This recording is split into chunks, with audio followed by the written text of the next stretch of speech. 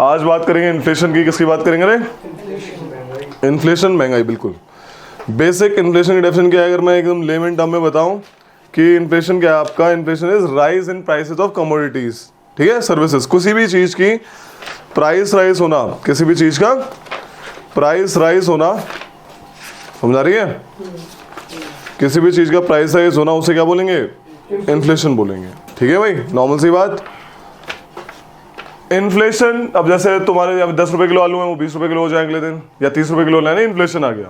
Okay, एक growth of economy के लिए, एक ग्रोथ ऑफ इकोनॉमी के लिए हल्का फुल्का इन्फ्लेशन जायज है, होना चाहिए, ताकि वही उसकी आराम से आपको ले उस इकोनॉमी की ग्रोथ हो। बट हमेशा लो रहता है ना, वो भी दिक्कत। डिफ्लेशन भी रॉन्ग है और हायर इन्फ्लेशन भी रॉन्ग है। तो गवर्नमेंट ऑफ इंडिया ने प्रेजेंटली एक लिमिट सेट कर रखी है, the inflation should be in 4% ±2, ठीक है। इन्फ्लेशन की रेंज जो है आज के टाइम में जो सेट करे गवर्नमेंट ऑफ इंडिया ने, इट मस्ट बी 4% ±2, यानी कि -2 से +6 तक है। समझ आ रही है? इसका समझ आता है ना, +-2 का 2 से 6 तक, वेरी गुड। और 4 एक एवरेज है, ठीक है। 6 से ऊपर जाएगी, आरबीआई की जवाबदेही हो जाएगी कि भाई कैसे कैसे क्या मामला, क्योंकि इसको आरबीआई कंट्रोल करता है, महंगाई को आरबीआई कंट्रोल करता है, ठीक है भाई। RBI controls the inflation by its monetary policy, जो करवाई है वो, जो इतने सारे जो like open market operation, repo rate, reserve repo rate, right, ये मेथड्स है how to control money supply, how to control inflation, बताएंगे अभी, ठीक है। तो inflation is basically rise of prices of a general level in a economy. समझ रहे सी बात, बेसिक डेफिनेशन। अब इन्फ्लेशन की बात होती है कि इन्फ्लेशन किस इंडेक्स से नापते हैं। देयर आर 2 इंडेक्स, एक होलसेल प्राइस इंडेक्स, एक कंज्यूमर प्राइस इंडेक्स। समझ आ रही है? अब कंज्यूमर प्राइस इंडेक्स जो है वो 2 टाइप के हैं। कंज्यूमर प्राइस मतलब जो कंज्यूमर ने खरीदा मार्केट में जाके। फॉर एग्जांपल, एक होता है होलसेल, आपने होलसेल में एक लाइक आलू की बोरी खरीदी, वो आपको सस्ती पड़ती है जनरली, बट जो अब वो मंडी में आके बिकता है, ठेली वाले बेचते हैं, वो महंगा बिकता है ना। आप 1-1 किलो जब लेते हैं, वो कंज्यूमर वाला पार्ट है। तो कंज्यूमर का जो एक्चुअल रेट है, वो एक्चुअल में आरबीआई को देखना चाहिए, उसको कंट्रोल करना है वो जो मामला, तो राइट, क्योंकि एट द एंड कंज्यूम करने वाला जो एट द एंड जो कंज्यूमर है, वो मंडी थोड़ी आता है आजादपुर मंडी, वो तो नॉर्मल अपनी आसपास की मंडी में आता है मामला खरीदने के लिए। अरे समझ में, जो आप कपड़े लाते हैं होलसेल में, वो ठीक है, चलो उसका प्राइस है ऊपर नीचे देखते हैं, but the real actual cost of inflation how can you determine? By going to the real market, by going to the consumer price वाला पार्ट, राइट। अरे ये समझे क्या कह रहा हूं? तो आरबीआई पहले इन्फ्लेशन नापने के लिए WPI यूज करता था, होलसेल प्राइस इंडेक्स। बट जब धीरे धीरे इकोनॉमिस्ट ने बोला कि नहीं यार, रियल जो टर्म्स में महंगाई है, रियल जो टर्म्स में महंगाई है, ठीक है, वो कंज्यूमर प्राइस इंडेक्स से पता लगता है। अरे समझे क्यों? तो आरबीआई ने सीपीआई को यूज करना शुरू किया। अब सीपीआई में वही चीज है, देखो, एक होता है सीपीआई रूरल, एक होता है सीपीआई अर्बन, क्योंकि रूरल और अर्बन में बहुत डिफरेंस है प्राइस का, पता है ना ये बात। गांव वाले कम कमाते हैं, लेकिन कम में काम हो जाता है। वहाँ की सब्जी 2 रुपए किलो ऐसा करके यहाँ पे महंगी हो जाती है, राइट। तो इनको कंबाइंड करके जो आया वो सीपीआई कंबाइंड। अरे समझे? तो ये कहानी कंबाइंड। तो आज के टाइम में जो आरबीआई यूज कर रहा है, the RBI is using CPI combined. Question आता है इन इंडेक्स को निकालता कौन है? लिख लो, लिखो हल्का सा, कि there are 2 price index to measure the inflation. One is wholesale price index WPI and another is consumer price index CPI. समझा रहे भाई? Wholesale price index, consumer price index. 1 minute रुकेंगे, चिंता मत करो।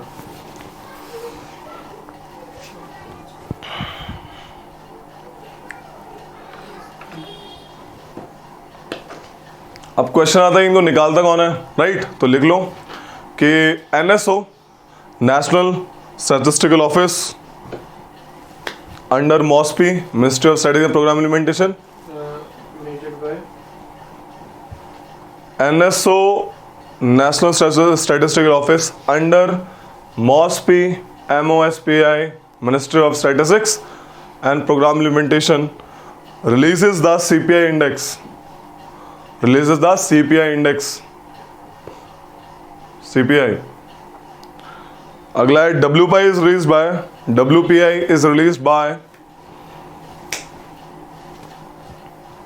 Office of economic adviser, office of economic adviser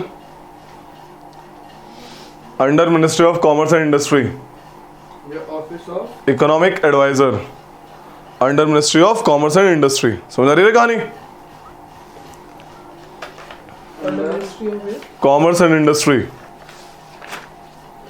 कोई पूछेगा RBI इस वक्त कौन सा मेजर इन्फ्लेशन इंडेक्स यूज करता है, लिख लो। Presently RBI uses CPI combined for measurement of inflation. CPI combined वाला, not rural not urban. Urban rural तो अलग से लेता है, लेकिन नेशनल लेवल के लिए, समझ आ रही है? वो तो national level urban, national level rural, लेकिन टोटल नेशनल लेवल के लिए सीपीआई कंबाइंड।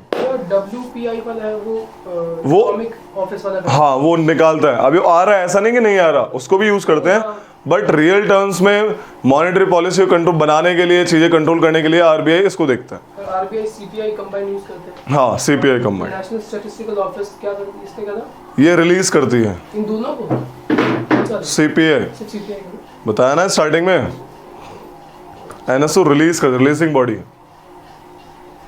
ओके, आ रही हो समझ में? अब आते हैं भाई, इन्फ्लेशन होते हैं, इन्फ्लेशन की टाइप्स क्या है, कैसे प्राइस राइज होता है, कैसे बढ़ता है किसी भी कमोडिटी का price, right? Based on the causes and based on the rate of change of price level, based on the rate of change of price level and based on the causes, there are different type of inflation. There are different type of inflation, right? समझ आ रही है? बंद कर दो। Based on the rate of change of price level, कितनी तेज मामला बढ़ रहा है, कितनी तेज इन्फ्लेशन बढ़ रही है, उसके ऊपर की रेट ऑफ चेंज कितनी तेज, राइट? एक कॉजेस, किस लिए इन्फ्लेशन आई। दो टाइप से इन्फ्लेशन को डिफाइन करते हैं। इसमें क्या कहते हैं, क्रीपिंग इन्फ्लेशन। क्रीपिंग धीरे धीरे 1% 2% पे बढ़ रही है, अगर है ना, अगर 1% 2% 3% बढ़ रही है, वो इन्फ्लेशन अच्छी होती है। They are basically movement of a four legs people. जो 4 लेग्स एनिमल होते हैं, उनकी मूवमेंट के नाम है क्रीपिंग। धीरे धीरे रेंग के चलना, आराम से वॉकिंग, बस धीरे धीरे। कभी डॉग्स को देखना, रनिंग, उनके भागने तरीके अलग होते हैं। जब तुम उनको टाइप करो ना गूगल पे, they are like names of walking movement of 4 leg people, 4 leg animals, horse वगैरह, ठीक है। तो क्रीपिंग इज बेसिकली अराउंड, इसका इन्फ्लेशन रेट होगा 2 से 3%, 1 से 3%। इन्फ्लेशन रेट इज अराउंड 1 से 3%। तो it's good for a economy to have this kind of inflation. Inflation होनी चाहिए, वरना इकोनॉमी में लाइक प्राइस लाइक बढ़ेगा ही नहीं। लाइक जैसे वही वाली बात, एंड में अभी मामला आया, पहले 1 रुपये 4 आने में सब कुछ मिलता था, वैसे से बढ़ रहा है मामला। It's good for economy, for a developing economy, right? USA का $1 हमारे इतने सारे रुपए के बराबर है ना, क्योंकि वो उनका प्राइस राइज अच्छा बढ़िया हो रहा है, मामला एकदम बढ़िया, एकदम उनकी इकोनॉमी आगे बढ़ रही है। अगला है वॉकिंग और ट्रॉटिंग, मतलब कि धीरे धीरे थोड़ा वॉकिंग करना शुरू हुआ। यहाँ पे रेंगना शुरू हुआ था, यहाँ पे walking. It must be around 7% ऐसे करके आसपास। ये वार्निंग है, ये वार्निंग है, ये वार्निंग है। ये ऐसी नहीं है कि इकोनॉमी को खराब कर देगी, but it's a warning sign. यहां पे अगर आपने इन्फ्लेशन कंट्रोल नहीं करा, है ना, लिमिट है, तो आपके हाथ से इन्फ्लेशन निकल जाएगी और दिक्कत हो जाएगी इकोनॉमी में। प्राइस रेट इतना ज्यादा हो जाए, हाहाकार मच जाएगा, लोग भूखे मरेंगे, ये सब समझ आ रही है? रुपये की वैल्यू खत्म हो जाएगी। बताओ, 1 किलो आलू के लिए फिर आपको 200 रुपये ले आने पड़ रहे हैं, बढ़ रहे हैं ना प्राइस राइज, तो वैल्यू खत्म हो जाएगी उसकी। रनिंग में अराउंड 10 से 20%। ये खतरनाक होती है इकोनॉमी के लिए, दिक्कत है, ठीक है, दिक्कत। और हाइपरइन्फ्लेशन रहने में गैलोपिंग, ये तो भैया बहुत बड़ी दिक्कत। जब इसमें like inflation rate must mean double digit, triple digit होता है, हाइपर रहने में एक गैलोपिंग, समझ आ रही है? सो ये सिस्टम होता है rate of change of price rise.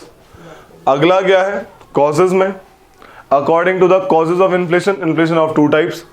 Demand pull inflation, तो क्या होता है, इन्फ्लेशन कैसे बढ़ती है, देखो, सपोज किसी भी चीज की डिमांड अचानक से बढ़ जाए, लेकिन उसकी सप्लाई ना बढ़े। आलू खाने वाले ज्यादा हो गए और आलू आ ही नहीं रहे खेतों से, सीजन ऑफ सीजन वाला चीज मान लो, राइट? तो उसकी डिमांड बढ़ जाती है, तभी तो ऑफ सीजन में रेट बढ़ जाता है ना, राइट? फ्रूट्स का एग्जांपल ले लो, नॉर्मली सीजन में कितने सही सस्ते हो जाते हैं, और ऑफ सीजन में ये भर भर के, राइट? तो ये जो demand pull inflation is basically demand is more but supply is, समझ आ रही कहानी?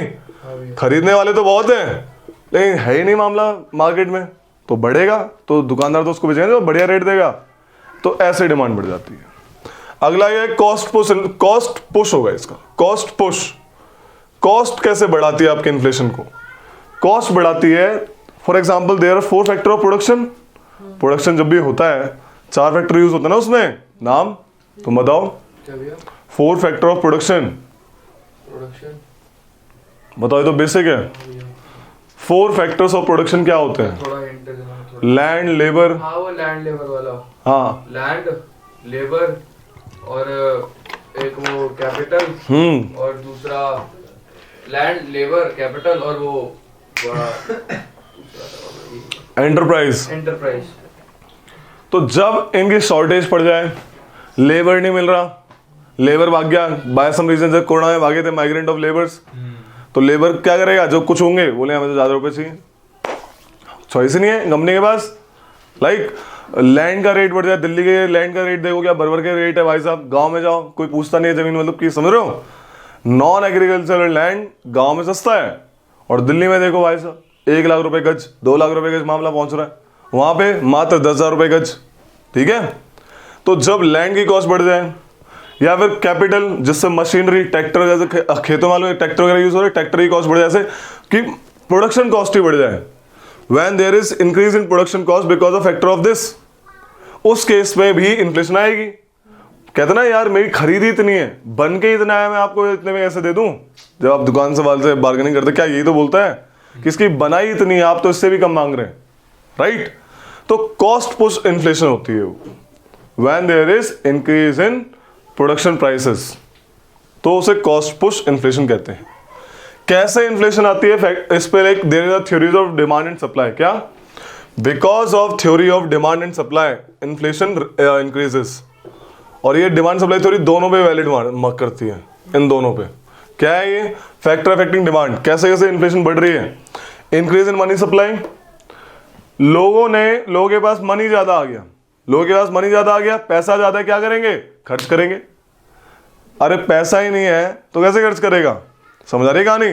इसको बैंकिंग से रिलेट करके देखेंगे। अगर कंट्री में पैसा ज्यादा है तो लोग ज्यादा खर्च करेंगे, ज्यादा खर्च करेंगे तो सामान कम होगा क्योंकि सप्लाई नहीं आ रही है। एक एग्जांपल लेके चलते हैं, सप्लाई नहीं आएगी तो क्या होगा?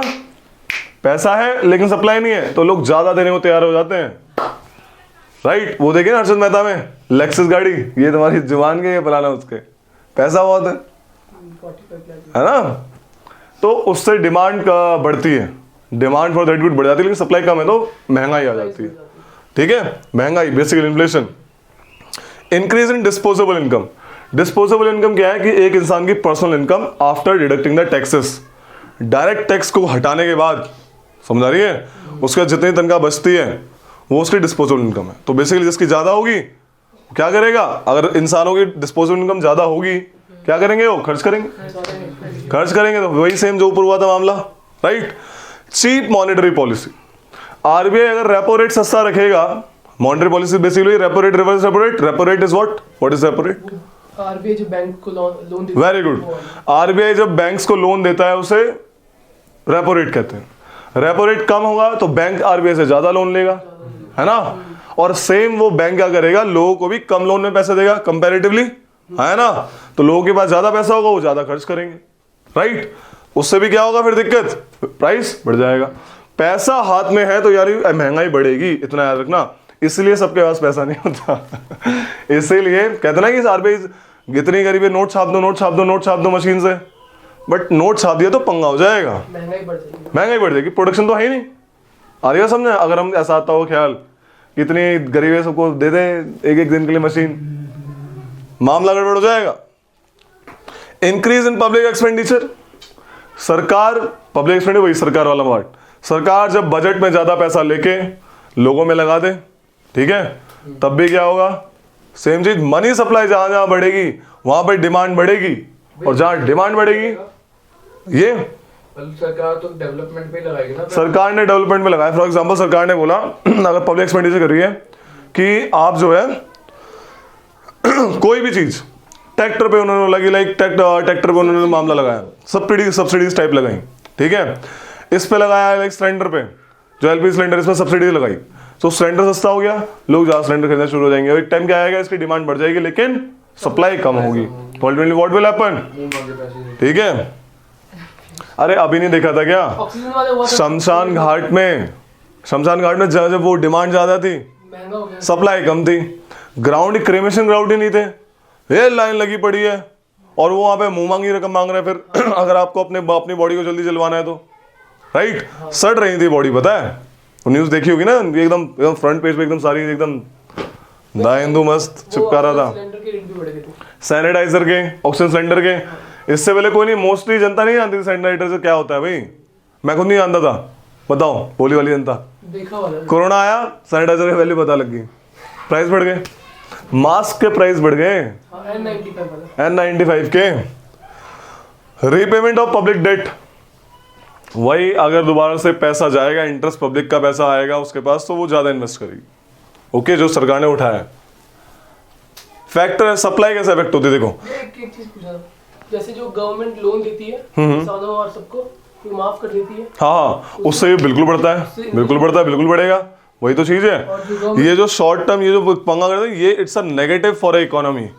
इंसान तो खुश हो जाते हैं। एक और चीज बताता हूँ इसमें, किसानों का जो फ्री बाइस, ठीक है, फ्री बाइस होती है, बहुत दिक्कत है। Shortage of factor of production, वही बताया अभी, ये सप्लाई इफेक्ट कर रहे हैं। जब भी फैक्टर ऑफ प्रोडक्शन में शॉर्टेज होगी तो प्राइस बढ़ जाएगा, है ना। इंडस्ट्रियल डिस्प्यूट, इंडस्ट्री बंद पड़ी है, डिस्प्यूट स्ट्राइक चल रही है, सप्लाई नहीं आएगी, प्राइस बढ़ जाएगा। नेशनल क्लैमिटीज, भूकंप आया, इंडस्ट्री पर टूट टट गई, सप्लाई मंगा रहे दूर दूर से, प्राइस बढ़ जाएगा। आरटीवीज के स्कैरसिटीज, जब किसान क्या करते हैं, किसान भी बड़े चालाक हैं भाई, बड़े बड़े किसान वो क्या करते हैं, होर्डिंग कर लेते हैं, कोल्ड स्टोर में डाल देते हैं, बोले आलू सस्ते हैं, बेचेंगे ही नहीं, हम इसको कोल्ड स्टोर में डालेंगे, जब ऑफ सीजन आएगा तब आलू बेचेंगे, ठीक है। तो ये कहानी, तो आर्टिफिशियल उन्होंने जानबूझ, आर्टिफिशियल है, रियल थोड़ी है, उन्हें छुपा लिया आलू, and finally they are selling at the off season. Increase in export, यहां पे लोगों को आलू प्याज की जरूरत है और सरकार ने एक्सपोर्ट बढ़ा रखा है, यहाँ के बंदे तो है नहीं, लाइक समझ रहे हो। तो एक्सपोर्ट बढ़ने से उस कमोडिटी का जो डिमांड में है यहाँ पे, तो वहां पे सप्लाई कम हो जाती है इंडिया में, कि वो तो जा रही है ना बाहर, तो इससे भी प्राइस बढ़ता है। International factor like crude oil price बढ़ जाए तो हमें खरीदने में ज्यादा हमारा फॉरेक्स रिजर्व उनको खरीद, हम we are not producer of crude oil, हमारे यहाँ पे नहीं है ऐसे खादान की हम ज्यादा प्रोड्यूस कर पाए करके, राइट। आसाम और मुंबई हाई में वो इतना है कि नॉर्मल, इतना नहीं है कि पूरे देश का काम हो सके, ठीक है। तो in that case we just import lots of crude oil, और हमारा सारा फॉरेक्स रिजर्व कहाँ जाता है, सिर्फ एक तेल को परचेज करने में जाता है। भैया फार्मर्स होते हैं जो प्रोड्यूस करते हैं लार्ज स्केल पे, छोटे मोटे फार्मर्स तो क्या प्रोड्यूस करेंगे, तो वो कहीं ना कहीं तो लार्ज स्केल पे जाते होंगे, तो भैया उनके प्राइसेस कौन डिसाइड करता है, किसके, किसानों की मंडी, एपीएमसी होती है, मंडी प्राइसेस मंडी में डिसाइड होते हैं। इसमें कलेक्टर का भी रोल होता है भाई साहब का, गवर्नमेंट का भी, हाँ एक और चीज गवर्नमेंट का भी रोल होता है, गवर्नमेंट का भी रोल होता है इसका डिसाइड करने में। गवर्नमेंट मिलकर डिसाइड करती है, मंडी प्राइस डिसाइड होता है। अभी एक जो एक्ट आया था ना, किसान बिल्स, कि double the farmer income kind of that thing, 3 law आए थे बट उनको हटा दिया गया, बोला कि मंडी में डिसाइड होंगे। क्या बिल थे, देयर आर 3 डिफरेंट बिल्स हैं, ठीक है, बताते हैं। भैया भी है चावल और इन पे एमएसपी नहीं है? एमएसपी हर साल डिसाइड होता है before the sowing season, okay. से पहले बता देते हैं। हाँ, ये चीज उगाने से पहले बताते हैं। कौन बताता है एमएसपी, कौन लगाता है, CACP is commission of something like that, central government करता है। ठीक है, नेशनल गवर्नमेंट का कमीशन होता है। ये रिकमेंड करता है आपकी गवर्नमेंट को कि भाई आप एमएसपी लगाओ ताकि लोग इस क्रॉप को उगाएं। तो पहले उनको पता लग जाता है हमको इस पे एमएसपी मिलेगा, तभी तो उगाएंगे, वरना क्यों उगाएंगे अगर अनसर्टेनिटी होगी तो, वो मतलब गवर्नमेंट भागे ताकि ठीक है। बोले को प्रोडक्शन बनी रहे। तो मंडी टाइप डिसाइड करती है प्राइस को विद गवर्नमेंट, ओके। और ये जो 3 लॉज हैं इनको चेक करना, जिनको डिस्कस करते हैं फिर बाद में ना। अभी हल्का सा मुझे वही थोड़ा ऊपर से मामला कि वही जब बैन ही हो गए थे, पता ही नहीं। बिल्कुल। अच्छा, पता नहीं है, उस टाइम पे करा था सर। 3 लॉस थे। एक ये कमोडिटीज के ऊपर था, एक मंडी को हटाने के ऊपर था, मंडी लाइक ऑल ओवर इंडिया में लाइक कॉमन मार्केट बनाने के लिए, और एक समथिंग डिफरेंट था, और इनका पर्पस ये था कि double the farmer income by 2022। Okay, but इसमें रोल पंगा किसका आ रहा था, इसमें रोल जो आ रहा था वो प्राइवेट कंपनीज का ज्यादा रोल आ रहा था। ठीक है, किसानों का यहाँ पे रोल कम आ रहा था। अभी जो मामला है वो किसान ज्यादा लोग मिलकर डिसाइड करते हैं, बाद में कंपनी डिसाइड करती है, कंपनी का भी रोल बढ़ जाता। ओके, एक और चीज होती कि अभी जो किसान है वो एक कुछ लिमिटेड मंडी में अपना सामान बेच सकता है।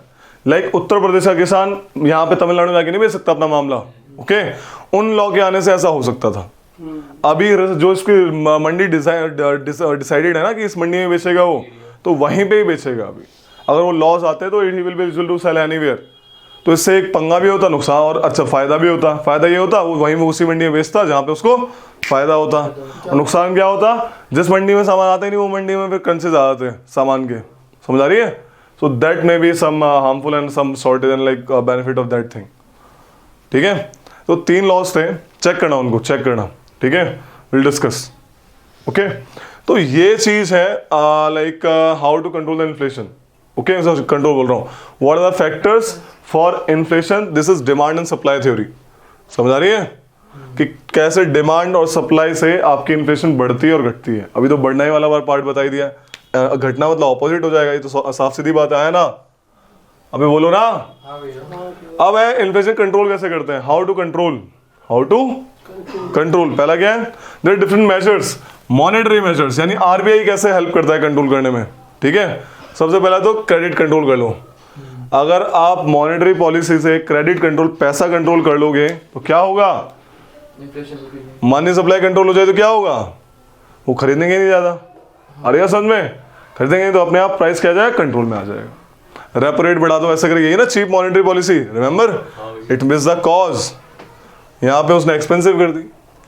डीमोनेटाइजेशन कर दो, डीमोनेटाइजेशन कर दो। आपके जो आपके 100 रुपए तो उसको 1 रुपए बना दो। आने वाले टाइम नया नोट छापा 1 रुपया, वो इक्वल टू 100 रुपए का था।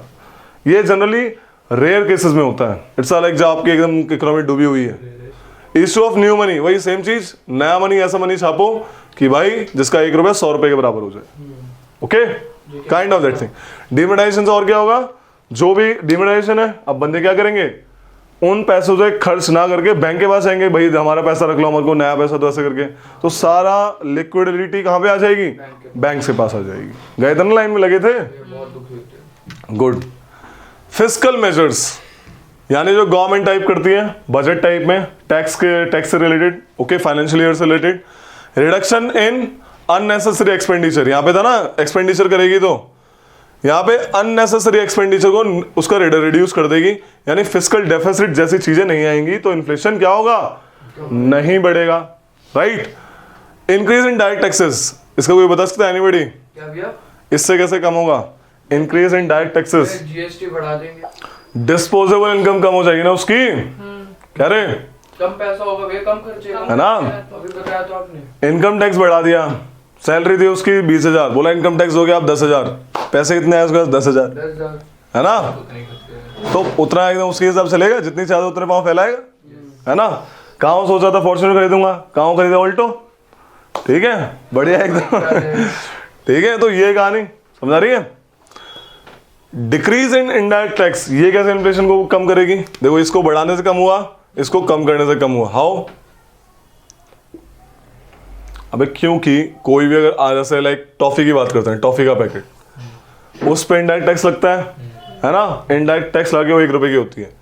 सपोज तो 50% लगा होगा इनडायरेक्ट, इफ एग्जाम्पल, इसको हटा दिया तो टॉफी कितने की होगी, 50 पैसे की, है ना। तो प्राइस अपने आप कम हो जाएंगे। राइट, कॉमोडिटी के ऊपर प्राइस कम हो जाएंगे। प्राइस कम कैसे होंगे, by decreasing indirect taxes.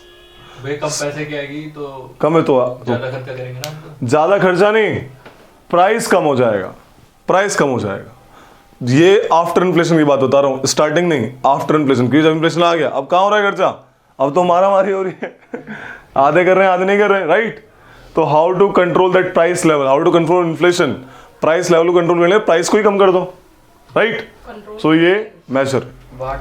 Surplus budget, budget को खर्च मत करो, रेवेन्यू ज्यादा लाओ, रेवेन्यू ज्यादा और एक्सपेंडिचर कम, तो भी क्या होगा, वही एक्सपेंडिचर कम हो जाएगा तो भी क्या होगा, आपका कंट्रोल हो जाएगा।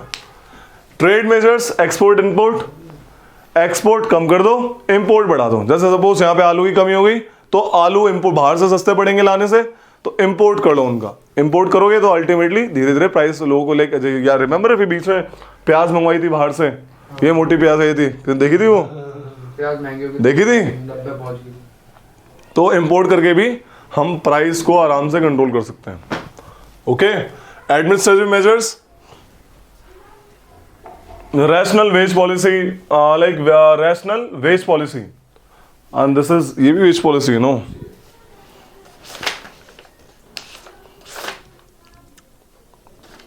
Price control, this is price control.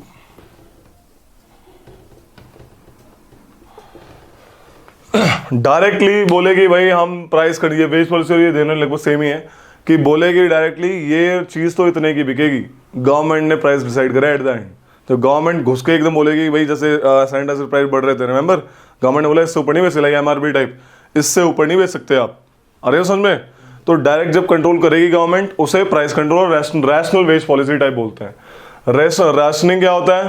Rationing में क्या होता है कि डिसाइड कर देना कि आप इतना ही खरीदोगे। कैंटीन में जाते हैं, बोले आपको उसे एक कार्ड 260 रुपये पैकेट मिलेंगे, तो वही चीज़ तो लोग ज़्यादा नहीं खरीद पाएंगे, डिसाइड कर दिया, ठीक है। So these are some administrative measures है ना, गवर्नमेंट डिसाइड कर रही है। So these are something related to inflation. समझ रही कहानी? लिख लो इसको।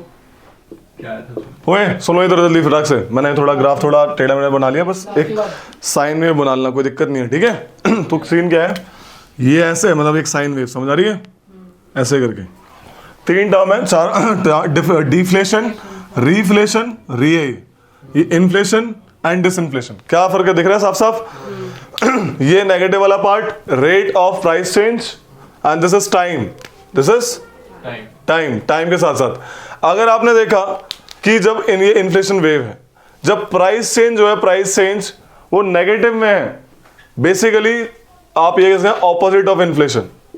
Inflation is basically rise of price और ये decrease of price in negative territory, in negative territory. Negative है, बहुत ही कम प्राइस हो गए, ठीक है, सस्ता हो गया मामला। होता ना कि प्याज बिकी नहीं इतने से, जैसे आलू सस्ते होने फिलहाल आजकल, है ना, हाँ राइट। तो डिफ्लेशन हो जाता है, समझ आ रही है। जब गवर्नमेंट स्टेप लेती है डिफ्लेशन को सही करने के लिए, तो प्राइस राइज बढ़ते हैं, बट वो स्टिल इन नेगेटिव टेरिटरी, उसे क्या बोलते हैं, रिफ्लेशन। प्राइस राइज बढ़ रहे हैं, डिफ्लेशन से कर्व चेंज हुई और कहां पे जा रही है, ऊपर की तरफ, रिफ्लेशन हो गया। रिफ्लेशन जैसे पॉजिटिव टेरिटरी क्रॉस करता है, प्राइस बढ़ना शुरू हुआ, इन्फ्लेशन। और इन्फ्लेशन जैसे पिछले साल थी इन्फ्लेशन 6, इस साल कितनी होगी, 5। एग्जाम्पल, मतलब प्राइस राइज तो है बट पिछले साल से कम है, पॉजिटिव टेरिटरी में ही है, लेकिन तो डिसइन्फ्लेशन कहते हैं उसको। समझ आ रही है? बना लो ये कर्व जल्दी फटाक से। नीचे आपने थोड़ा और एक्सटेंड कर दिया वो, ये दो ही सेम साइकिल, सेम साइकिल, फिर डिफ्लेशन, समझ आ गया, फिर same cycle. Got it? Write down फटाक से, जल्दी जल्दी लिख लो, बना के सीधा खत्म। एक साइन में बनाओ जल्दी, हाथ इतने धीरे हाथ क्यों चलते हैं भाई, अच्छे से तो बनाना है ना, जल्दी। एक एस बनाना है भाई उल्टा, बस सीधी लाइन भी नहीं करनी। एक वेव है, इसे कहते हैं फिलिप्स कर्व। क्या कहते हैं? Phillips curve. ये कहती है इन्फ्लेशन और अनएम्प्लॉयमेंट, इन्फ्लेशन और अनएम्प्लॉयमेंट नेगेटिवली रिलेटेड होते हैं। इन्फ्लेशन अगर ज्यादा होगी तो अनएम्प्लॉयमेंट क्या होगी, कम होगी, ऐसा ये कहता है, ठीक है। जब ज्यादा इन्फ्लेशन होगी, देख रहे हो ज्यादा इन्फ्लेशन है तो एम्प्लॉयमेंट कितनी है ना, अनएम्प्लॉयमेंट कम है। समझ आ रही है नहीं? तो अनएम्प्लॉयमेंट कम होती है इन्फ्लेशन के बढ़ने से, ऐसा फिलिप्स साहब कहते हैं, ठीक है। इसका ऑपोजिट है एक, क्या अगली टॉपिक क्या है, stagflation. Yes, stagflation. Stagflation is basically opposite of Phillips curve. ये बोलते हैं अगर इन्फ्लेशन बढ़ेगी तो अनएम्प्लॉयमेंट भी बढ़ेगी भाई। यही सही लग रहा है मेरे को तो। दोनों ही केस सही है, दोनों के साथ हुआ है इंडिया में ऐसा, वर्ल्ड में दोनों फिनोमेना देखे गए, तभी तो आएंगे तो भैया ठीक है। कैसा आएगा? तो लिख लो इसको। तो ये थ्योरीज होती हैं, लोग थ्योरी देते हैं, थ्योरीज आर लाइक हल्की सी भी गलत तो गलत हो जाती है, ठीक है, इनका कोई प्रूफ नहीं होता, बट इन्होंने एग्जाम्पल से प्रूफ वो कर दिया। Phillips curve, head of Phillips curve, ये बना दो। हाँ, रेट ऑफ इन्फ्लेशन इस तरफ एंड इस तरफ unemployment, rate of inflation, rate of unemployment. Phillips curve लिख लिया? वो तो बना ही लो डायरेक्टली, है ना? स्टैगफ्लेशन में लिखना है, स्टैगफ्लेशन लिखो। Stagflation equals to stagnation plus inflation. Stagflation समझ आ रहा है? Stagnation plus inflation. Stagnation equals to stagflation equals to stagnation यानी रुकावट, रुकी हुई इकोनॉमी, गिरी हुई economy, plus inflation. It is opposite of Phillips curve. It is opposite of Phillips curve.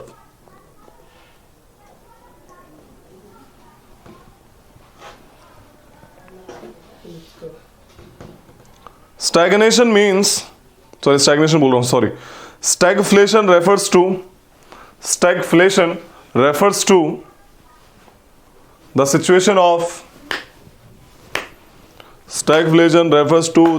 of coexistence of stagnation and inflation. वही ऊपर जो लिखवाया, coexistence of stagnation and inflation. समझा इन्फ्लेशन की सारी कहानी? क्या है इन्फ्लेशन? ओके, तो ये था इन्फ्लेशन। नेक्स्ट टॉपिक पे आते हैं। बुक लाए हो तो बुक ओपन करो नेक्स्ट टॉपिक के लिए, या मैं बना ही देता हूँ, है ना? देखो बैलेंस ऑफ पेमेंट क्या है, look at here. Balance of payment क्या है? It's a system, it's a record that Indian government maintain with the export and import of all goods and services with the other government। समझ आ रही है? एक साल में जनरली कुछ पीरियड टाइम पीरियड होता है, एक साल में सरकार ने जितना भी एक्सपोर्ट और इंपोर्ट किया है बाकी कंट्रीज से उसकी लिस्ट बनाती है वो ट्रेड, इसमें बैलेंस ऑफ पेमेंट में। समझ आ रही है? बैलेंस ऑफ पेमेंट में, ठीक है? यानी देखते कितना हमने रुपया खर्च किया और कितना रुपया हमारे पास आया। फॉरेन एक्सचेंज डॉलर मान के चलते हैं अभी, है ना? बाकी कंट्रीज में भी करते हैं, बाकी कंट्रीज का हम पैसा कन्वर्ट करके डॉलर में इकट्ठा कर लेते हैं। समझ आ रही है? उनकी भी करेंसी को कन्वर्ट करके, फॉरेन एक्सचेंज रिजर्व को कन्वर्ट करके हम क्या करते हैं? डॉलर में बना देते हैं। उसका ही पूरा ब्यौरा होता है कि क्या हुआ, क्या गया, क्या आया। समझ आ रहा है? ये बैलेंस ऑफ पेमेंट क्या है? समझ आ रही है कहानी? कि total import of export of goods and services, कितना फंड गया, कितना फंड आया, उसका पूरा रिकॉर्ड। और लास्ट में हम देखते हैं कि हमारा ज्यादा पार्ट गया या ज्यादा पार्ट आया, ठीक है? जिसे बैलेंस ऑफ पेमेंट कहेंगे कि कितना पेमेंट ज्यादा हुई या पेमेंट ज्यादा आई, हमने ज्यादा बेचा या ज्यादा मंगाया, राइट? तो ज्यादा हमने बेचा होगा तो फायदा हमारा है कि ज्यादा पैसा हमारे पास आएगा, है ना?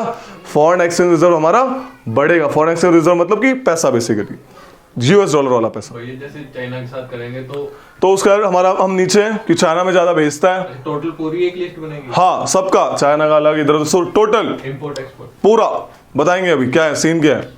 समझ आ रही है? पूरे वर्ल्ड के साथ हमने जितना भी किया, नॉट इवन यहाँ पे कंट्रीज के नाम नहीं आएंगे, पूरे वर्ल्ड के साथ जितना भी एक्सपोर्ट हुआ, पूरे वर्ल्ड के साथ जितना इंपोर्ट हुआ, सारी कंट्रीज के साथ, उसका एक लिस्ट बना देंगे हम कि इतना टोटल एक्सपोर्ट हुआ है इतने चीजों का, इतना टोटल इंपोर्ट हुआ है इन चीजों का। आ रही है समझ में? उसका सारा का सारा लेखा जोखा क्या है? Balance of payment. एक और इस लिस्ट की खास बात क्या है? ये डबल एंट्री बुक कीपिंग होती है। एक ट्रांजैक्शन को 2 बार लिखा जाता है। फॉर एग्जाम्पल, आपने बाहर से गन्स बोल रहा हूँ कि आपने आलू मंगाए, एक बेस्ट लग रहा है, आलू मंगाए, तो आलू आपने मंगाए और आपने पैसे दिए, राइट और नॉट? तो पैसे जाने वाले पार्ट में लिखे जाएंगे कि इतना गए, राइट? और आने वाले पार्ट में आलू लिखे जाएंगे, ठीक है? जाने वाले, यस, अमाउंट, आ जाने वाले आलू वाला पार्ट और आने वाले में अमाउंट जो आपका गया है। समझ आ रही है? तो एक ही ट्रांजैक्शन को 2 बार लिखा जाता है इसमें। It's a double entry book keeping. Balance of payment it's a double entry book keeping. Double entry book keeping, समझ आ रही है कहानी? तो इससे क्या पता लगेगा? दोनों तरफ एंट्री जब एंड में प्लस करेंगे सेम आनी चाहिए, है ना? इंपोर्ट एक्सपोर्ट सब कुछ मिला गया ना? समझ आ रही है? ये आपका जाने वाला part gone and coming part, जब एक चीज को 2 बार लिख रहे हैं तो सेम नहीं आएगा। जैसे इंपोर्ट करा हुआ तो क्या होगा? इंपोर्ट के इसमें क्या होगा? आने वाला, तो यहाँ पे क्या हुआ? चीजें आई, गुड्स, और यहाँ पे रुपीस लिख देंगे उसके, जाने वाला गॉन, है ना? पैसा गॉन और सामान कमिंग। एक्सपोर्ट में पैसा कमिंग, समझ आ रही है? और सामान गॉन। समझ आ रही है कहानी? तो डबल एंट्री बुक कीपिंग होती है। तो अल्टीमेट, हाँ, लास्ट में दोनों की प्राइस ही होंगे ना? अच्छा, एंड में, यस यस यस, वो एक बता रहा हूँ, समझाने के लिए बता रहा हूँ। सेम ही चीज लिख देंगे यहाँ पे, है ना? गुड्स का तो वही एट द एंड, वही price at the end same आएंगे दोनों के मिला के। समझ आ रही है? It's a double entry book keeping. ये बात समझ आती है क्या कहना चाह रहा हूं? ठीक, वेरी गुड। अब इस डबल एंट्री बुक कीपिंग में सीन क्या है, देखो ये जो है ना ये क्वेश्चन, देखो इससे क्वेश्चन डायरेक्ट आता है इस लिस्ट से। पहला क्वेश्चन कैसे बनता है, देखो कि बैलेंस ऑफ पेमेंट में करंट अकाउंट से आप क्या समझते हैं? आप एक्सपोर्ट आता है बैलेंस ऑफ पेमेंट में, मतलब करंट अकाउंट में? बिल्कुल आता है। क्या इंपोर्ट आता है? बिल्कुल आता है। क्या सर्विसेज आती हैं? आती है। ट्रांसफर्स आते हैं? आते हैं। इनकम आती है? आती है। तो डायरेक्ट क्वेश्चन आता है, एक तो ऐसा आता है, ठीक है, और बाकी बैलेंस ऑफ पेमेंट टाइप और ये सेम चीज कैपिटल अकाउंट में एक आता है एफडीआई वगैरह से। कि एफडीआई क्या है, what do you mean by FDI? 4 option आएंगे कि 10% ऊपर वाली 10% नीचे वाली है। क्या सीन क्या है एफडीआई का? सीन क्या है मतलब क्या स्टॉक एक्सचेंज में पैसा इन्वेस्ट करना, फॉरेन कंपनी जब इन्वेस्ट करती है क्या वो एफडीआई कंसिडर करी जाएगी या नहीं करी जाएगी? भैया ऐसे ही क्वेश्चन आया था, मैं आपको ऑप्शंस देखूंगा, बहुत अजीब ऑप्शन थे उसमें। वो आज समझ जाओगे, आज समझ जाओगे सीन क्या है, क्योंकि जब आपको नॉलेज होगी तो आप समझ जाओगे। समझ आ रही है? तो ऐसे टाइप क्वेश्चन आते हैं इसमें से, एक चैप्टर इंपॉर्टेंट हो जाता है इसलिए।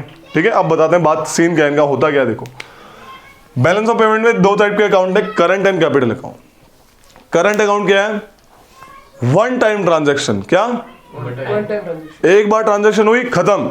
आपने एक चीज मंगाई, आपने उसके पैसे दिए, ट्रांजैक्शन खत्म, कोई मतलब ही नहीं फिर आगे, वही कि भाई सामान वापस नहीं होगा।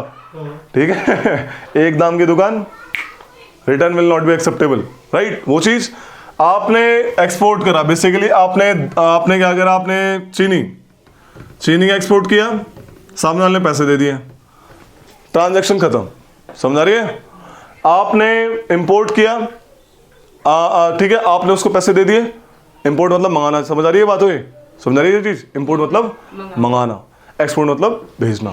तो बेचना इस ज्यादा अच्छा रहता है एक शॉपकीपर के लिए। इंडिया का जितना जब सामान बाहर जाएगा उतना हमारे पास फॉरेन एक्सचेंज रिजर्व आएगा, क्योंकि डॉलर हम थोड़ी छापते हैं, we can not print dollars, ये सबसे बड़ा इशू है, राइट। तो डॉलर्स चाहिए तो भाई आपको एक्सपोर्ट करना पड़ेगा। ये चाइना जो है, चाइना की एक्सपोर्ट प्रमोटिंग इकोनॉमी है, वो एक्सपोर्ट पे जीते हैं टोटली। अगर एक्सपोर्ट रुक जाए ना चाइना का, उनका सेल्फ से पंगा हो जाए उनके साथ। ओके, हमारी एक्सपोर्ट वाली ओरिएंटेड इकोनॉमी नहीं इतनी, उनकी एक्सपोर्ट ओरिएंटेड इकोनॉमी है, राइट। तो एक्सपोर्ट अगर ज्यादा होगा तो अल्टीमेटली हमारे पास फॉरेक्स रिजर्व आएगा। समझ आ रही है? अब क्या करते हैं एक्सपोर्ट में? सर्विस का एक्सपोर्ट होता है इसमें? नो, इसमें सिर्फ गुड्स का एक्सपोर्ट होता है और गुड्स का इंपोर्ट होता है। सर्विस का तो टॉपिक ही अलग हो गया। समझ आ रही है कहानी? ये बात आ रही है समझ में? कौन से good? Merchandise good. Merchandise good क्या होते हैं? जो मतलब ट्रेडेबल होते हैं। नॉन ट्रेडेबल वैसे इंसानों को एक्सपोर्ट इंपोर्ट नहीं करते, नॉन ट्रेडेबल है, राइट, बैन है। तो ये बात समझ आई? इंपोर्ट एक्सपोर्ट इसमें आता है। अगर एक्सपोर्ट में से इंपोर्ट माइनस करेंगे उसे ट्रेड बैलेंस कहते हैं। क्या कहते हैं? Trade balance. Export minus import. अगर ये पॉजिटिव होगा यानी हमारा पॉजिटिव ट्रेड बैलेंस है, हम भेजते ज्यादा है मंगाते कम है, पॉजिटिव ट्रेड बैलेंस ले कहते हैं। तो इंसिडेंट में हुआ था ना, इंसिडेंट इंडिया में, रिमेंबर, हम सामान ज्यादा बेचते थे, गोल्ड हमारे पास आता था, तो पहले ट्रेड और बैलेंस का कॉन्सेप्ट नहीं था और हम अननोइंगली हमारे पास पैसा आ रहा था बार बार। अभी ऐसा है तो जब कंट्री को लगता है कि भाई ऐसा सा मामला है, वो फटाक से ये चीज देखती है। ठीक है, ट्रेड बैलेंस। आ रही है समझ में? Next is invisible. भाई नाम से पता लग रहा है, नेट, अब सॉरी इनविजिबल मतलब कि जो दिख नहीं रहा है, not touchable kind of that thing. ठीक है, इनविजिबल्स। नेट मतलब जितने आए और जितने गए, एक्सपोर्ट इंपोर्ट। समझ आ रही है? नेट मतलब आने वालों में से जाने वालों को माइनस कर देंगे। ठीक है। सर्विसेज जैसे computer services, software services, BPO, जो यूएस कंपनी, यूएस के जो अपने बीपीओ, ये बिजनेस प्रमोटिंग लाइक ये क्या बोलते हैं, आउटसोर्सिंग, ऐसे करके, ये जो आपके कॉल होते हैं, कॉल सेंटर वाले हैं यहाँ पे, मेन कंपनी वहाँ पे। इंडिया बहुत मस्त है सर्विस इंडस्ट्री में, पता है ना, ये इंडिया सर्विस सेक्टर सबसे बेस्ट है। तो इंडिया की सर्विस इंडस्ट्री जैसे कि टूरिज्म वाली service, tourism services, medical services, software services, engineering services, technical services, ये सब इसमें आती हैं सर्विसेज। ट्रांसफर्स क्या है? बाहर से पैसा आया गिफ्ट के तौर पे, हमारे बाहर से हमारा जो डायस्पोरा भेजता है, ट्रांसफर करता है, हमारे बंदे यहाँ से भेजते हैं, उनके बंदे वहां से भेज रहे हैं। हमारे जो पास ट्रांसफर आए in the form of gift, in the form of something else, transfers, grant and aids, वो इसमें आएंगे। डोनेशन टाइप, यस, वो इसमें आएंगे। ठीक है। इनकम क्या होगी? हमने बाहर जमीन खरीद रखी है या किराए पे चढ़ा रखा है या कुछ भी, income from 4 factor of production. समझ आ रही है? लैंड, लेबर, कैपिटल, एंटरप्राइजेस, इनके थ्रू जो इनकम आ रही है, कि एक बार करके खत्म कर दिया ना मामला, इनकम आ रही, इनकम वापस थोड़ी जाती है, उसको टैक्स वगैरह थोड़ी है। इनकम एक बार किसी की आई, वन वे तो है, इनकम वापस आती है, राइट। तो ये सारा मामला आता है इसमें करंट अकाउंट में। करंट अकाउंट बैलेंस क्या होगा? ट्रेड बैलेंस को प्लस करेंगे विद इनविजिबल से। आ रही है समझ में? अरे बोलो ना, हाँ है ना। इनविजिबल से ट्रेड बैलेंस को प्लस करेंगे तो क्या आ जाएगा आपका? Current account balance. आ रही है बात इतनी समझ में? गुड। तो अगर पॉजिटिव हो तो पॉजिटिव, नेगेटिव हो तो negative current account balance. Capital में क्या होता है? लगातार रहता है मामला। It's like multiple. भैया इनकम कैसे होता है? इनकम मतलब कैसे आती है? 4 फैक्टर ऑफ प्रोडक्शन है, 4। लैंड, लेबर, आपके कैपिटल, आपकी एंटरप्राइजेस, आपका ह्यूमन कैपिटल वहां पे गया, ठीक है, उसकी जो आपकी उसके ऊपर इनकम मिल रही है उसको, वो इसमें काउंट होगी। आपने लैंड खरीदा बाहर, वहां पे उसके ऊपर जो इनकम आ रही है रेंट पे, बेसिकली आपने एक घर खरीदा उसको किराए पे चढ़ा दिया, जो इनकम आ रही है वो इसमें आएगी, ठीक है। आप बाहर नौकरी करने गए, income, yes that is income, जो मेरी इनकम आ रही है वो yes yes yes yes yes yes that's income part, ठीक है। तो ये कहानी है, अरे हो समझ में। Next capital account. Capital is multiple transaction, single transaction में खत्म नहीं होता। जैसे लोन लिया, लोन का किस्त चुकाए जा रहे हैं, लोन भी वापस करनी है ना। लोन क्या होता है? लायबिलिटी है ना एट द एंड, एसेट थोड़ी है, तो हमको वो भी चुकाना है। अरे समझे क्या कहानी है? तो मल्टीपल ट्रांजैक्शन जब होती है, एक बार ट्रांजैक्शन करके खत्म नहीं होता मामला, उसे कैपिटल अकाउंट में डालते हैं। एक्सटर्नल असिस्टेंस, यानी जब आप लोन लेते हैं बाहर देशों से, आईएमएफ से, मल्टीलेटरल, वो पढ़ा था ना, क्या बोलते हैं वो, like bilateral loans and multilateral loans. जब किसी कंट्री से लोन लिया तो बायलेटरल लोन, जब किसी आईएमएफ वर्ल्ड इंस्टीट्यूशन से लिया तो multilateral loans. External commercial borrowing, जब प्राइवेट फर्म्स लोन उठाती हैं, किससे? बाहर से, सिक्योरिटीज इशू करके। मैंने सिक्योरिटी इशू करी, मैंने लोन उठा लिया, प्राइवेट फर्म्स है ना, जैसे वो अपना वो जो सिक्योरिटी वाले इशू करके उठाया था, बाहर से उठाया, तो external commercial borrowing by using securities और एटसेट्रा, भैया बॉन्ड्स वगैरह। हाँ अभी रिसेंटली जब अभी आपको बताओ श्रीलंका में क्राइसिस चल रहा था, हाँ, तो इंडिया ने लोनियर भी दिए थे बिल्कुल। और पैसे भी दिए थे बहुत सारे। हाँ। तो वो किस में आएगा भैया? अच्छा, जो इंडिया ने जो ट्रांजेक्शन में दिया, ग्रांट एंड एड्स में दिया होगा, वो ट्रांसफर में आ गया होगा। नेट है ना, ट्रांसफर कर दिया। लोन टाइप दिया होगा तो यहाँ पे आएगा। लोन नहीं, वो तो ग्रांट देगी। हाँ, तो ट्रांसफर्स में आ जाएगा, ठीक है।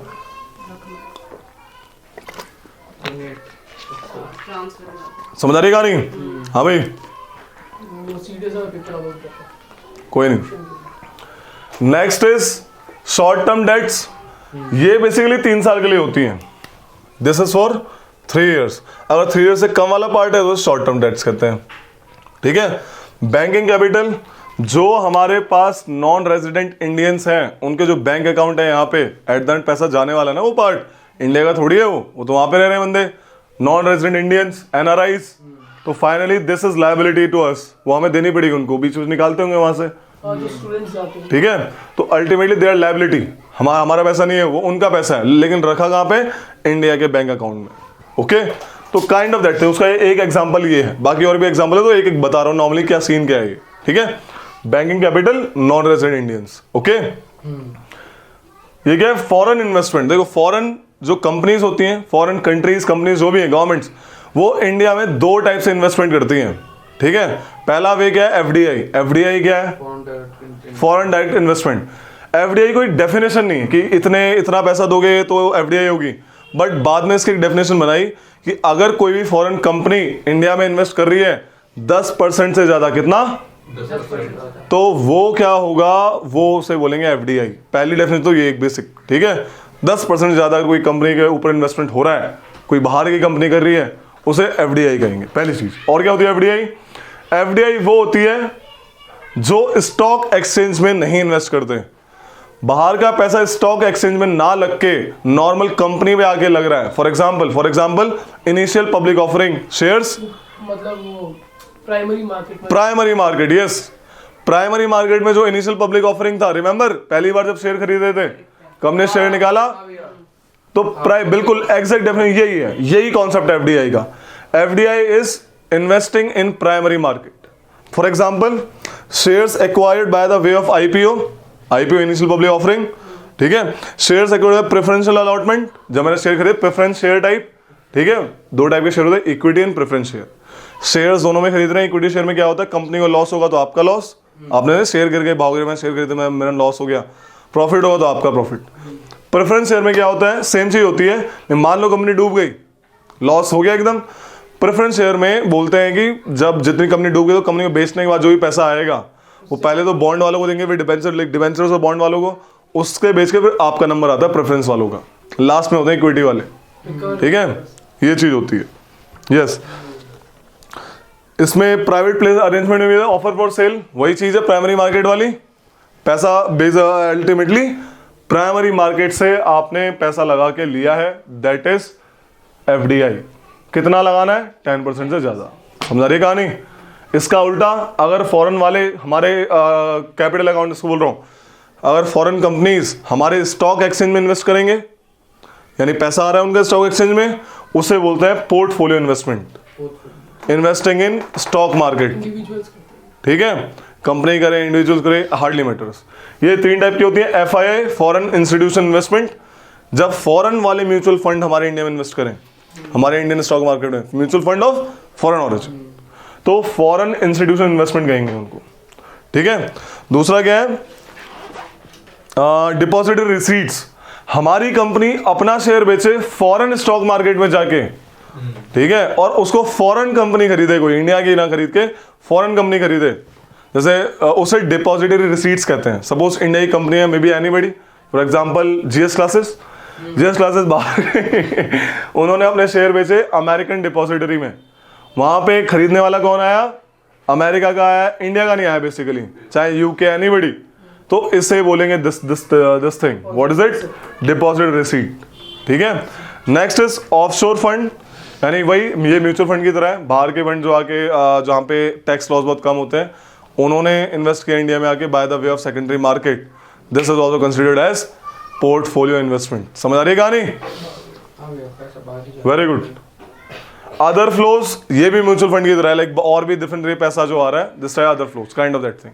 तो इसको प्लस करेंगे 1 2 3 4 5 6 को मिला के, तो कैपिटल अकाउंट बैलेंस बनेगा। ओके, समझ आ रही है। कैपिटल अकाउंट बैलेंस और करंट अकाउंट बैलेंस को प्लस करेंगे तो बैलेंस ऑफ पेमेंट बनता है। बैलेंस ऑफ पेमेंट इज, मैंने बताया ना अभी एंड में, it's a total sum of export and import, जो भी पैसा गया आया, तो करंट प्लस कैपिटल को मिला के बैलेंस ऑफ पेमेंट बनता है। आ रही है समझ में। अगर पैसा, देखो अब एक और बात, अब क्योंकि ये दोनों सेम मामला है तो सेम आनी चाहिए value, but there are sometime errors. कैसे एरर होता है, क्योंकि जो आपने पैसा रिकॉर्ड कर रहे हो, आप बैंक से अलग रिकॉर्ड कर रहे हैं, कस्टम डेटा अलग रिकॉर्ड कर रहे हैं इंपोर्ट एक्सपोर्ट का, तो देयर में भी सम डिफरेंस। ठीक है, जैसे आप डिफेंस का जो सामान आता है इंडिया में, उसे कस्टम रिकॉर्ड नहीं कर पाता, ठीक है तो इंपोर्ट एक्सपोर्ट ही, राइट। तो देयर में भी some discrepancies, little but almost equal आना चाहिए, उसे एरर्स एंड ओमिशन कहते हैं, जो लिखा है उसको नीचे हेडिंग लिखिए कि क्यों आया, ये बता रहा हूँ कि सब लोग, क्योंकि उस डेटा को रिकॉर्ड करने वाले there are different people to record the data. अरे समझ रहे। लास्ट है रिजर्व ट्रेंच, टोटल प्लस करा के माइनस करा के जितना भी पैसा बचा या एक्स्ट्रा देना पड़ा, उसे रिजर्व ट्रेंच बोलेंगे। Total foreign reserve, forex reserve, dollar बचता है यानी हमारा ज्यादा पार्ट आया है तो उसको ऐड कर देंगे, अगर कम बचता है लाइक हमें देना पड़ रहा है एक्स्ट्रा, तो जो पुरानी वाली रिजर्व है उनमें से माइनस कर देंगे, वो टोटल रिजर्व है। ठीक है, so this is the case. Write down, इस टेबल को बना लो, लिखवाना है, डेफिनेशन लिखो, बैलेंस ऑफ पेमेंट हेडिंग डालो, बैलेंस ऑफ पेमेंट हेडिंग डालो। इंटरनेशनल करेंसी डॉलर है ना, क्या इंटरनेशनल करेंसी डॉलर नहीं है, सिर्फ अकेली डॉलर नहीं है, अकेले डॉलर, तो मतलब ठीक है। सबके जैसे ऑस्ट्रेलिया इंडिया की भी है, सबकी है यार, सबकी है, बट डिमांड में डॉलर ज्यादा है, तो मतलब ये कल को हमारे रुपये की अगर वैल्यू बढ़ गई तो रुपये भी डॉलर को कर सकता है। यस बिल्कुल कर सकता है, बताएंगे अभी इसके बारे में, एक्शन रेट के बारे में बताएंगे, एक्शन रेट के बारे में, वैल्यूएशन, रिवैल्यूएशन और एप्रिसिएशन होगा। बैलेंस ऑफ पेमेंट लिखो, the balance of payment, BOP direct लिखो, BOP of a country is, BOP of a country is the systematic record of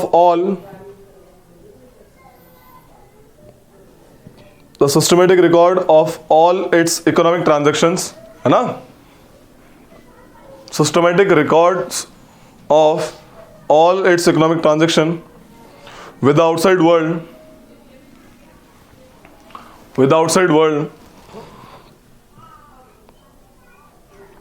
in a given year.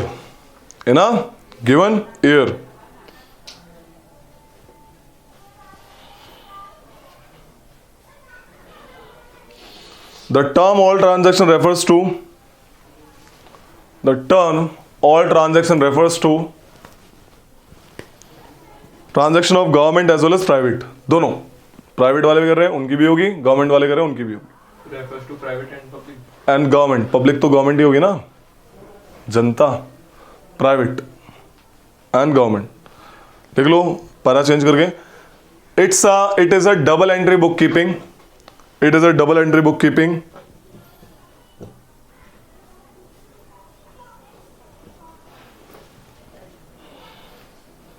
that is recording each transaction twice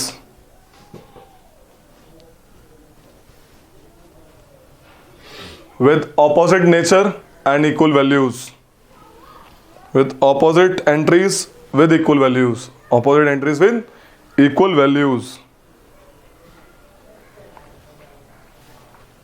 that is incomings are credited and outgoings are debited. Incomings are credited and outgoings are debited.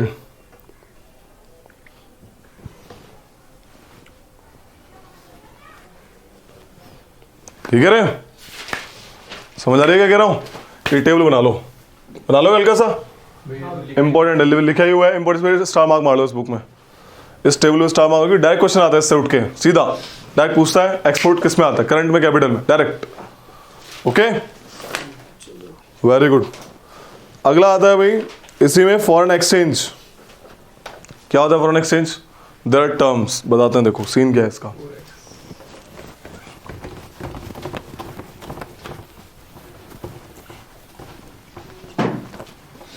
Foreign exchange क्या होता है? Currency बदलनी। Yes, बस dollar तो पैसे में foreign exchange क्या होता है? करेंसी बदलना basically. There are two types of exchange. देखो भाई, पहला होता है एप्रिसिएशन, दूसरा डेप्रिसिएशन। समझा रही कहानी? इधर आता है पहला revaluation and devaluation. System same ही है दोनों में, मतलब कि थीम सेम ही है, बस नाम अलग है। क्यों? तरीका अलग है, काम सेम हो रहा है दोनों में, चाहे इसको बोलो चाहे इसको बोलो, काम सेम हो रहा है, चाहे इसको बोलो चाहे इसको बोलो, काम सेम हो रहा है। समझ आ रही है? बट प्रोसेस अलग है, बताएंगे क्या। एप्रिसिएशन क्या होता है कि हमारी करेंसी की, देखो हमारी, सपोज हमारा एक एग्जांपल लेके चलते हैं, if $1 is equal to 50 rupees. समझ आ रही है? एक ये स्टैंडर्ड लेके चला, समझ आ रही है कहानी? अगर हमारा $1 इक्वल्स टू 40 रुपीज हो जाता है, यानी क्या हुआ? एप्रिसिएशन हो गया, हमारी करेंसी की वैल्यू बढ़ गई, है ना? हमारी करेंसी वैल्यू बढ़ गई ना, पहले कितनी थी? पहले 50 थी, कम हुई है ना? ये वैल्यू बढ़ गई ना कि हम $1 से 40 रुपए ले सकते हैं। यही समझा रहा हूं। एक्सचेंज रेट कम हो गया, लेकिन एप्रिसिएशन हो गया। समझा रही है? एक्सचेंज रेट गोज डाउन, यही समझने वाली बात है थोड़ा सा बस, लेकिन एप्रिसिएशन हुआ ना, उसकी ताकत बढ़ी। समझ रहे हो? ताकत बढ़ी उसकी, कि हमारी, मतलब कि जो हमारी ढीली पड़ी है हमारी करेंसी, इक्वलिटी में आ रही है, समझ रहे हो? डेप्रिसिएशन उल्टा हो जाएगा। $1 जो था पहले नॉर्मल, वो 50 रुपए था, तो हमारा $1 क्या हो गया अल्टीमेटली? 55 या 60 लगा लो, है ना, उधर 60 लगा लो, तो हमारी करेंसी डेप्रिशिएट हो गई, है ना, कमजोर हो रही है। हमें 60 रुपए देने पड़ेंगे $1 लेने के लिए, लेकिन एक्सचेंज रेट क्या हो गया? एक्सचेंज रेट इंक्रीज हो गया ना। ये कहानी होती है। ये क्यों हुआ? जैसे ये क्या हमारी जो ये जो क्या अप्रिशिएट क्यों हुई? कि यहाँ पे हमारी करेंसी डिमांड ज़्यादा होगी, हमारी करेंसी क्या होगी? डिमांड ज़्यादा होगी, लेकिन सप्लाई क्या होगी? कम होगी। ये है रुपीज़। उल्टा होगा डॉलर के साथ, डॉलर की डिमांड होगी कम और उसकी सप्लाई क्या होगी? ज्यादा। आ रही है समझ में? हाँ भैया। सेम चीज इसमें उल्टा हो जाएगा। यहाँ पे क्या है हमारे डेप्रिशिएट, हमारे रुपीस की सप्लाई ज्यादा होगी, डॉलर की डिमांड। हाँ। है ना, सप्लाई ज्यादा होगी और डिमांड क्या होगी रुपीस की? कम। डॉलर चला रहे होंगे लोग और डॉलर की क्या होगी? डिमांड ज्यादा होगी और होगा कम। और सप्लाई क्या होगी? कम। ये सिस्टम होता है, हाँ भैया। समझ आ रही है? तभी इसकी जो है इसका हमारी कंट्री डेप्रिशिएट होगी। फायदा क्या होता है? सेम चीज यहाँ पे, रेवोल्यूशन यानी अप्रिसिएशन, डिवोल्यूशन यानी दिस थिंग। फायदा नुकसान क्या होता है? जनरली ये लोग बहुत कम करते हैं, इससे फायदा मामला ज्यादा होता है। कैसे? अगर मान लो, ध्यान से सुनना मेरी बात को, ठीक है? मान लो चावल की बात करते हैं, राइस, इसकी बात करते हैं। राइस। दिख रहा है सुधीर? ना भैया। Very good. अब दिख रहा है? मान लो राइस है, वो है आपका 50 रुपए 25 रुपए किलो, ठीक है? 25 रुपए किलो। यानी अगर इस रेट से चलते हैं $1 इक्वल्स टू 50 रुपीज, तो $1 से कितना रुपये, कितना आ जाएगा मामला? 2 kg, है ना? हाँ भैया। समझ आ रही कहानी? मान लो हमारी करेंसी क्या होगी? डेप्रिशिएट होगी, यानी $1 कितना हो गया? मान लो 75 हो गया, ठीक है? 75 रुपीज हो गया, डेप्रिशिएट होगी ना? तो $1 से कितने किलो आ जाएंगे, 3 है ना? अरियासन में। तो यानी क्या हो रहा है? एक्सपोर्ट बढ़ जाएगा नहीं बढ़ जाएगा? बाहर वाली कंट्री ज्यादा खरीदेंगी नहीं खरीदेंगी? क्योंकि वो ज्यादा मिल रहा है। तो एक्सपोर्ट बढ़ाने के लिए हम राइस भेज रहे हैं, डॉलर से खरीद रहा हूं ना मैं एट द एंड। एक्सपोर्ट बढ़ाने के लिए करेंसी को डेप्रिशिएट या डिवैल्यू करा जाता है। ओके? क्योंकि हम, अब इनमें डिफरेंस क्या है बताना, डिफरेंस बताना भूल गया मैं। ये तो होता है demand and supply of currency की वजह से। किसकी वजह से? Demand and supply of currency की वजह से अपने आप मार्केट डिसाइड करता है अपने आप। डिमांड सप्लाई बताया ना भी यहाँ पे। और ये करते हैं खुद बैंक्स, सेंट्रल बैंक्स यानी आरबीआई, या फिर खुद गवर्नमेंट। जब हमारी क्लोज्ड इकॉनमी थी तो हम ये वाला मामला करते थे, हमारे बैंक्स खुद करते थे। ये क्यों करा जाता है? Mainly to devaluation is to mainly to increase export. Export increase होगा तो फॉरेक्स क्या आएगा? इंडिया में आएगा। आ रही है समझ में? नहीं आ रही है? भैया एक्सपोर्ट इंक्रीज हुआ, पैसा तो बराबर ही मिल रहा होगा। पैसा बिल्कुल, पैसा बड़ा, लेकिन ज्यादा मिल रहा है, लोग ज्यादा खरीद रहे हैं, पहले खरीद नहीं रहे थे। सस्ता देख के ज्यादा। हाँ, ये चीज है। तो पैसा आ रहा है, एक्सपोर्ट से एक्सपोर्टर को फायदा होता है। इंडिया में ज्यादा पैसा मिल जाता है उनको, $1 से 75 रुपए। समझ आ रही है? एक्सपोर्टर को फायदा हो जाता है, इंडिया को फायदा, एक्सपोर्ट बढ़ जाता है। उल्टा रेवोल्यूशन के साथ होगा, है ना? इसमें इंपोर्ट घट जाएगा। इंपोर्ट की हमें ज्यादा रुपए देने पड़ेंगे ना, 75 रुपए देने पड़ेंगे इंपोर्ट करने के लिए, इंपोर्ट घट जाएगा अपने आप।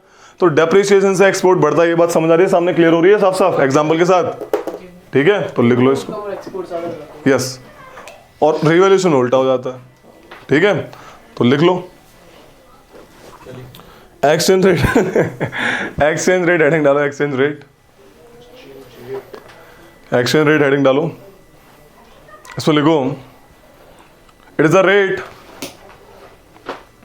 It is a rate, exchange rate is a rate at which home currency is exchanged for 1 unit of foreign currency. 1 unit of foreign currency. It is the rate of.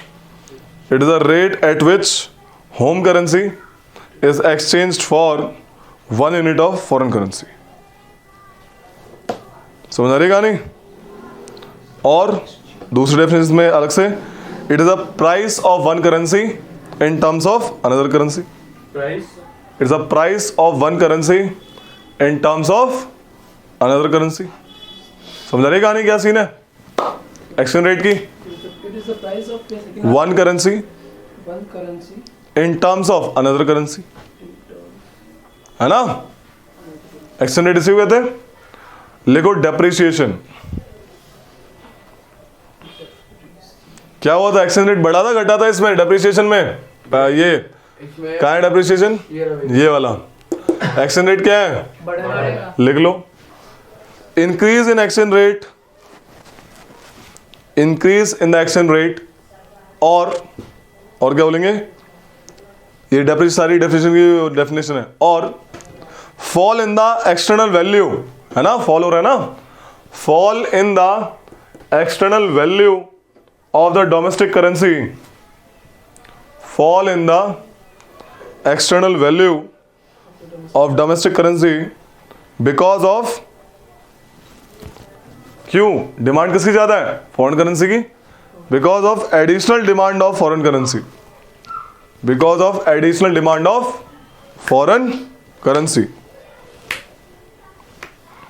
Is called depreciation.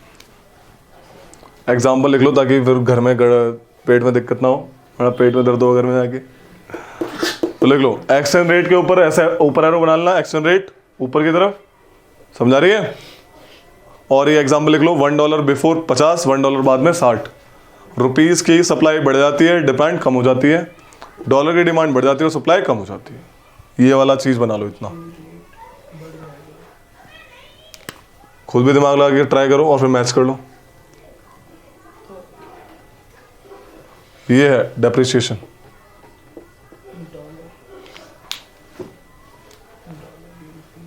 ये है rupees, ये है dollar.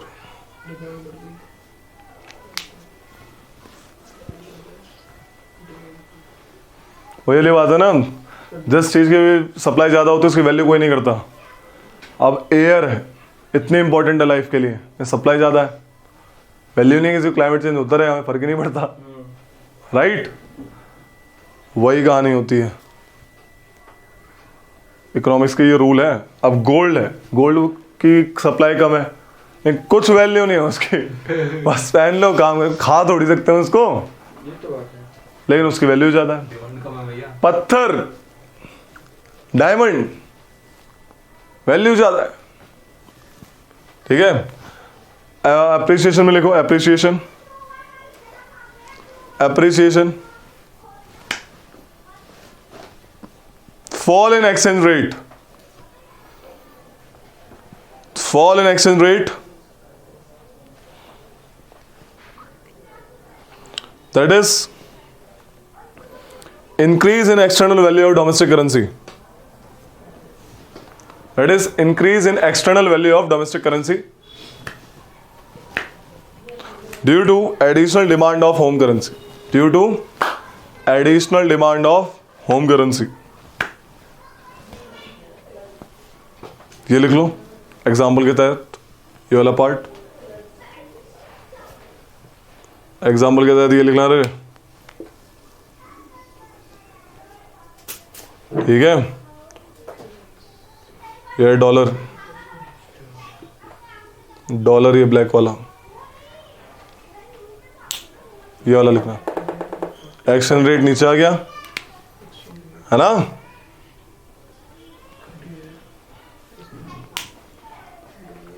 Example है 50-40, पता होना चाहिए. ठीक है, समझ आ गया सब. लिख लो अब छोटा सा कि appreciation and depreciation is due to demand and supply of the foreign currency, of the currencies.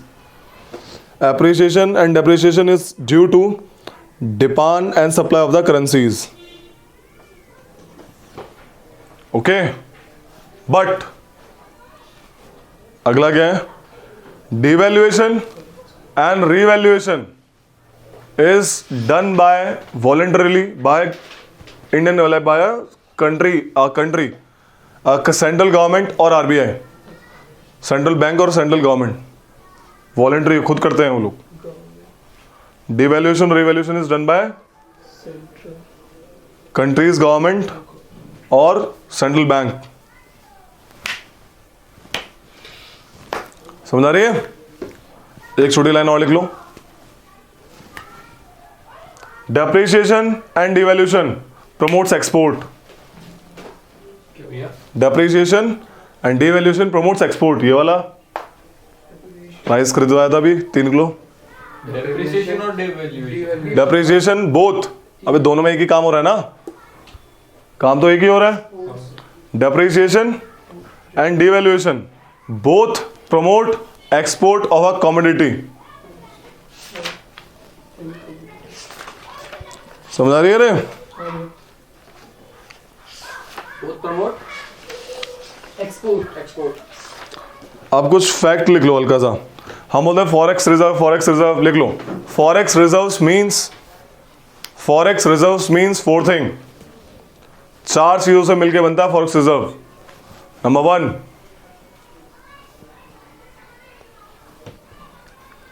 Foreign currency assets, जो बाहर के पैसे हैं, foreign currency assets. Number 2, SDR special drawing rights. SDR special drawing rights, इसमें bracket में लिखो paper gold भी कहते हैं इसको। It also called paper gold. SDR special drawing rights. IMF में जो भी कंट्री मेंबर होते हैं उनके पास राइट होता है कि during payment balance of payment crisis they can avail the loan. तो इसलिए पेपर गोल्ड बोला जाता है इसको, on the basis of this. ठीक है, SDR। Gold stock of RBI, third is gold. RBI हमेशा एक मिनिमम गोल्ड स्टॉक रखता है नोट छापने के लिए, ताकि दिक्कत आए तो क्या करे, नोट तो कम से कम छप सके। गोल्ड बेच के note. Gold stock of RBI। Last, reserve trench, ये भी सिर्फ SDR से रिलेटेड है। रिजर्व ट्रेंच, ठीक है। गोल्ड वाला क्या सीन है? गोल्ड RBI जो है मिनिमम अमाउंट रखता है कि नोट छापने के लिए रुपए तो चाहिए। कैसे छापेगा नोट? छापने के लिए RBI कैसे छापेगा बताओ? वो एक मिनिमम गोल्ड की करेंसी में मामला रखता है, करीब 100 करोड़ के रुपीस के बराबर। 100 करोड़ जितना गोल्ड रखता है, जिससे कि आराम से जरूरत पड़ने पे उस गोल्ड को हटा के पैसे ला के। गोल्ड कहाँ जाएगा फिर? बेच देंगे ना। गोल्ड तो कहीं भी वैल्यूएबल है, कोई भी खरीदेगा। उसी कंट्री को देगा, यस, उससे पेमेंट ले लेगा, फिर छाप देगा। उसका नोट छाप देगा। यस, ठीक है। तो ये था ये। एक है कन्वर्टिबिलिटी है, लिख लो थोड़ा सा उसके बारे में,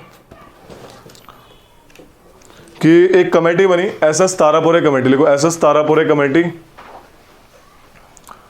SS Tarapore committee formed for capital account convertibility. Capital account convertibility, SS Tarapore. 2 committee बनी थी, कैपिटल अकाउंट कन्वर्टिबिलिटी CAC। 2 बनी थी, एक तो 1996 में और दूसरी 10 साल बाद 2006 में। ठीक है रे, 90 सेकंड कब बनी थी? 2006। एक बार रिपीट कर दो पूरा sentence. SS Tarapore committee on the capital account convertibility form for capital convertibility 2 times, 1 in 1996, second is 2006। 1996 ठीक है,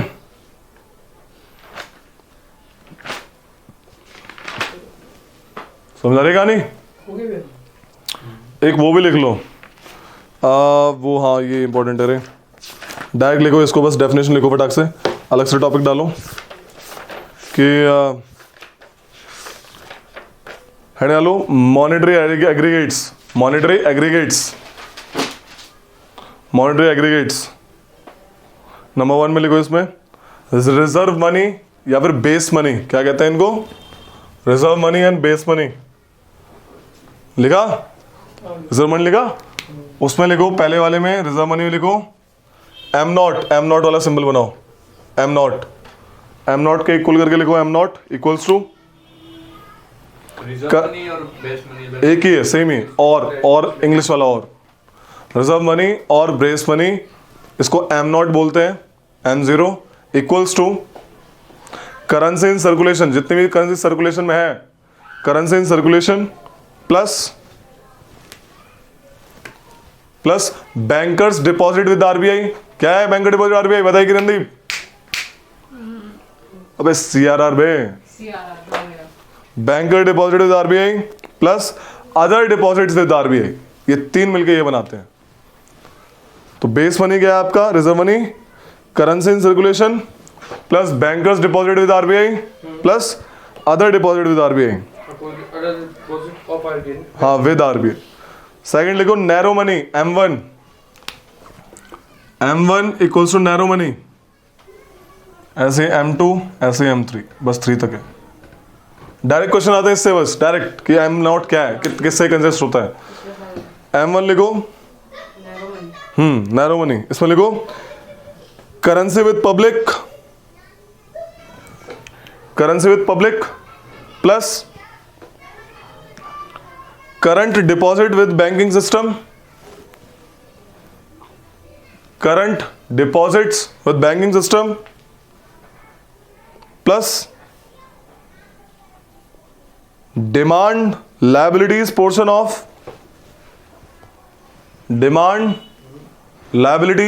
of saving deposits with banking system, demand liabilities portion of saving deposits with banking system plus other deposit with RBI, ये होता है M1। ठीक है, M2 आ जाओ, deposit with RBI। M2 is intermediate money, ये narrow money, ये base money, ये intermediate money, और लास्ट वाला ब्रॉड मनी, इसे रिजर्व मनी भी कहते हैं। तो M3 is intermediate money, M3 अच्छा M2 ना, sorry M2 is intermediate money. इसमें लिखो M2 equals to M1 plus M1 वाला सारा पार्ट आएगा इसमें, ठीक है, plus time liabilities portion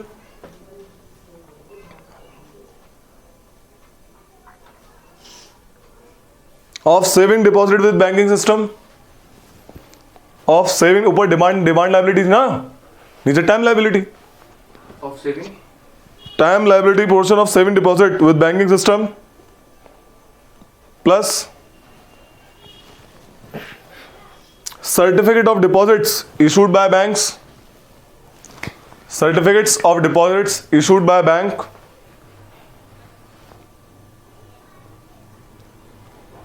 plus term deposit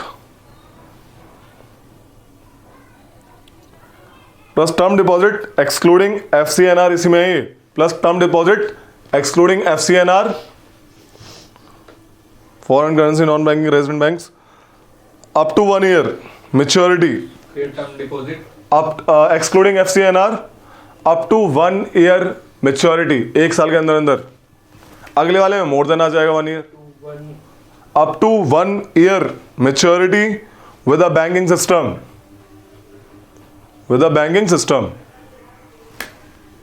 छोटे छोटे बढ़ाते जाते हैं आगे। Last is broad money M3, इसमें लिखो M3 equals to M2 plus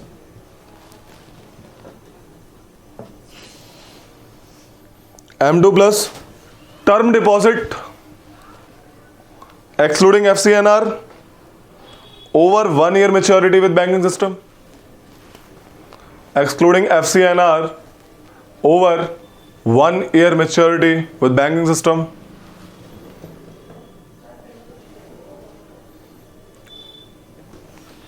plus call borrowing from non-depository financial corporation, उसमें सर्टिफिकेट डिपॉजिट थे ना, इसमें कॉल बोरिंग आ गया extra, call borrowing from non depository financial corporation by the banking system, from the non depository financial corporation by the banking system. एक ratio है, इधर देखो रे, एक रेशियो है M3/M0, समझ आ रही है, इसे मनी मल्टीप्लायर कहते हैं। देखो money multiplier equals to M3/M0, यानी ratio broad money upon reserve money, है ना, money multiplier equals to ratio of broad money upon, ratio लिख रहे हो, मेरे को आप कुछ लिखा है, लिखो क्या लिखा है, broad money upon reserve money, M3/M0 broad money है ना M3, तो broad money upon reserve money का रेशियो को क्या कहते हैं, मनी मल्टीप्लायर। हो गया, बोलते हुए आ चुका।